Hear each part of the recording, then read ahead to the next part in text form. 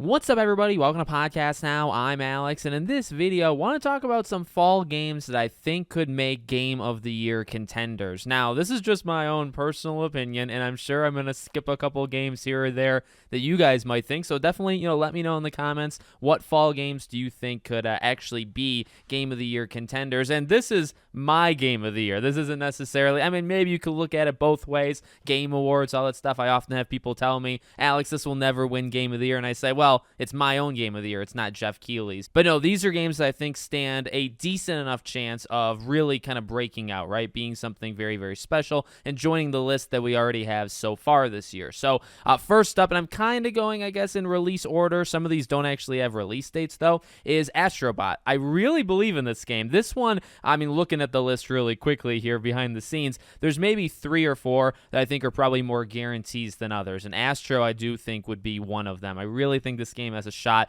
at being a very special game. We keep saying it. This is the game that I've been asking for, but not just me. This is a game a lot of people have been asking for. And just, I don't know, the platforming elements. You can talk about the visual style, and, I really like how they kind of incorporate PlayStation history and, the Easter eggs and stuff. But at the end of the day, the game needs to be fun to play. And I think that's what Astro's Playroom also does, along with doing everything else, right? And Astro Bot, when you watch it, it looks like fun, right? Fun is the key word I think we've all used to describe how Astro looks. And I think that's going to show itself, right? Just a game that no matter how long you're playing it, if you're trying to get really good, right, these levels, these kind of time trial type things, right? I think the game just might be an absolute blast to play. Not every game is a blast to play, right? Maybe some things are a little bit weaker than others. Maybe some games, the story or characters, right? But I think this game is just going to be really, really special for the platforming fans and the ones that have been wanting it for so long. Okay, so next up is Dragon Ball Sparking Zero. I really think this game is going to make an impact. Now, granted, it's for a specific group, but Astro's for a specific group. All of these games are going to be for a specific group. I think people, including myself, have been waiting a very, very long time for what Dragon Ball is about to do. Look, if you're part of this fandom, right, you watch the gameplay, you watch, anything. Gameplay, trailers, character kind of announcements. The game looks unreal. And yeah, sometimes I exaggerate, okay? I like games, so sometimes that happens. But the game looks so freaking good, and it never has looked not good, so I really think this game's going to come out, and it comes out on a key day, and we're going to talk about the other game that comes out this day next, in this video. But I think this game is what, these fighting fans, including myself, have been waiting for, and I feel like it's going to be a Dragon Ball's dream. But I also think, setting records, I really think this game has the potential to be a once in a lifetime, or once in a, maybe not even generation, because it's really been since probably Tenkaichi 3 since we've really gotten a game like this, right? So I don't know. I feel like these games don't come around that often. That's kind of why this game is even more special to people. So again, maybe not to everybody, but I could absolutely see, at the end of the year, not just myself saying, oh yeah, this is a Game of the Year contender, but maybe make some awards and other things on other people's lists. But like I said, the day, it's a very unfortunate day, honestly, including for somebody like me, because the game Metaphor from Atlas, right, comes out the same day.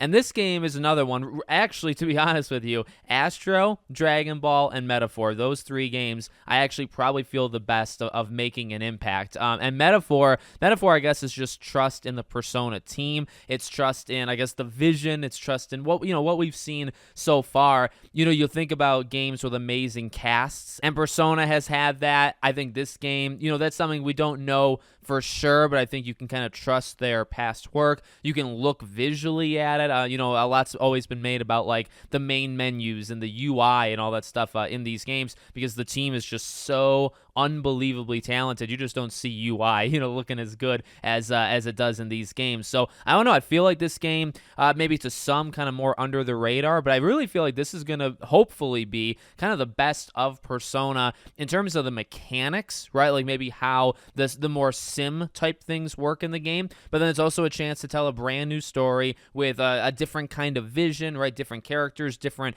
era, and different things like that. I think they're going to be able to stretch that kind of space space out, but then also feel similar, to Persona in other ways and continue to push that, right? And also I think like some of the things that are going to be hopefully really good in this game, you might be able to forecast and say, I wonder if they're thinking about doing this or expanding upon it even more in Persona 6. So I feel like it's going to be a big game, an impactful game. Again, it kind of sucks. Same day as Dragon Ball. I truly, for myself personally, I don't know what I'm going to do, because these are two of my like top 3 or 4 games that are coming out this fall, and they come out literally the same day. All right, now I want to throw in, and I mean, look, you can say honorable mention. This one is way more me, okay, in terms of game of the year. Not so much, I'd say, the grand scheme of things, or again, the game awards and stuff like that. Life is Strange Double Exposure. Let me explain myself, right? This is a game, the first game, I think, changed people's lives. Not everybody's life, but those in the fandom, right? Or some people, I guess, in the fandom.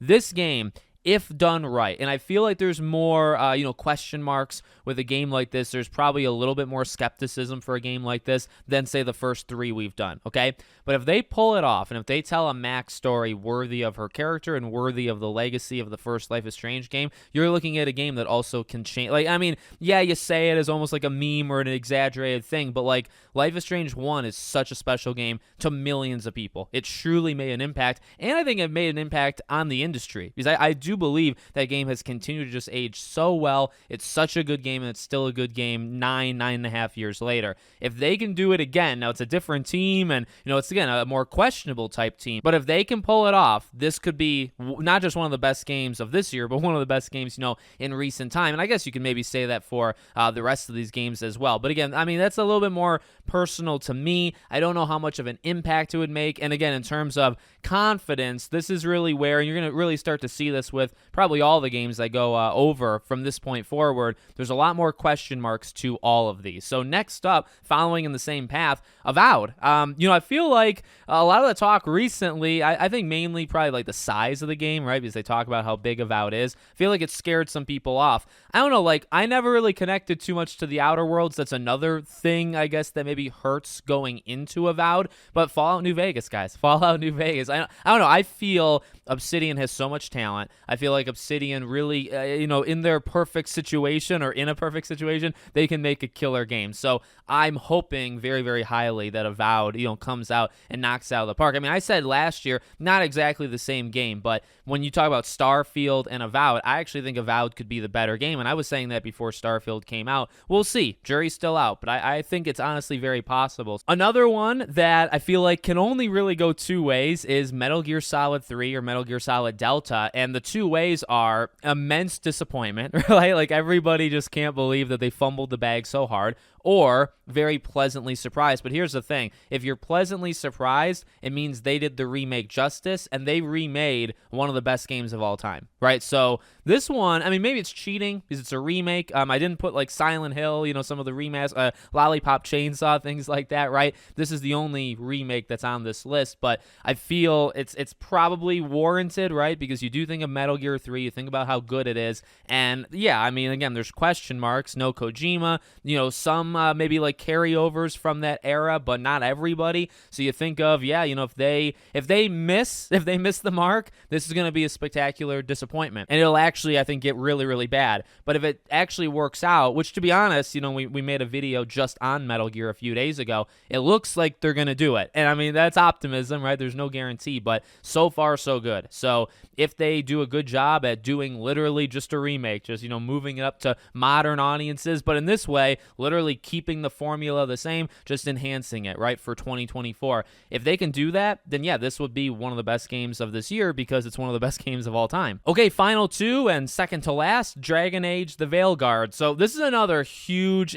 swing one. And I really think if there is one that can go either, I mean, maybe Metal Gear also, but if there's one that can really go in either direction, I think it's Dragon Age. I think Dragon Age, I genuinely mean this. Dragon Age can come out and be terrible, be just such, not even a disappointment, but also a disappointment, I guess, right? Like that, plus the game is just not good. I really think that's possible. I don't want it. I'm hoping, I'm rooting for the positive outcome, but I absolutely think that could happen. On the other side of things, it can come out, and well, it could be the exact opposite of what I just said. It can vary, and to some people, I guess it would surprise, right? But it can show, and this is what I think Dragon Age needs to do regardless. It needs to show that BioWare is back. Simple as that. I mean, it's as simple as that, but as complex as that because it's not easy to do, right? Dragon Age needs to come out. The gameplay needs to be good enough because, the gameplay is so divisive, I guess, right? The gameplay needs to be good enough. The story needs to hit it out of the park. The characters have to hit it out of the park. The lore, the respect for the past Dragon Age, all that stuff has to be really, really good. Now, if they do it, not only does BioWare gain a huge chunk of their reputation back, I don't know if they get it fully back, but they get a lot of it back, and then hopefully they can carry it over to Mass Effect, which can make up for Andromeda. But on top of that, you have, I think, a Game of the Year contender because they're capable. They've been capable for a long time. They fumbled the bag for a long time, but they used to do it, and they can still do it. And Dragon Age as a property, I think, can still do it. So this is a big, either one kind of situation where it can be absolutely terrible or it could be Game of the Year, but I am definitely rooting for it. And then last up on my list is Indiana Jones. I think, again, this is probably not one that can go like so severely bad like maybe some of the other ones, but this is a game that I think has massive potential. And I mean, that's a big, I think, key feature of games that can make it onto this list in this video, right? A game that has the chance to be really, really special. And I mean, look, we just don't have a lot of Indiana Jones games. I think obviously there's a market. I think Uncharted literally, told us and showed us that there's a market. Now it's different, right? The first person thing, it really, I mean, to me, it's really going to come down to the gameplay. And I mean, maybe a lot of games should come down to the gameplay, but maybe they don't. But from the feel perspective, I think they're going to capture the feel of Indiana Jones. I think they're definitely going to capture it more than probably the last two movies. I think that's probably what they've shown off so far, and the most so far, right? Is that they're leaning into it.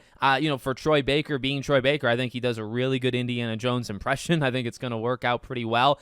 You could see from a lot of the cinematics, like I feel like they know what makes Indiana Jones special. It's really going to come down to that first person, and then it kind of changes the third in some instances. Gameplay. That's really when it's going to come down to. But it's a talented studio. It's kind of about just like maybe belief that they're able to do it or not. And if they pull it off, I mean, like not to compare it to Uncharted, but again, the whole like treasure hunting kind of thing. I mean, well, Indiana Jones is like a movie franchise, really popularized it to a great degree, right? And allowed Uncharted and Tomb Raider and all that stuff to exist. So I think if they pull it off, yeah, you could absolutely be saying when all is said and done that it's one of the best games of the year. So there you go. Again, I'm sure I missed some games. You can let me know what games that you think also have like huge potential. Make sure, as always, you're subscribed to the channel, bell icon turned on. I hope to see you all on the next one.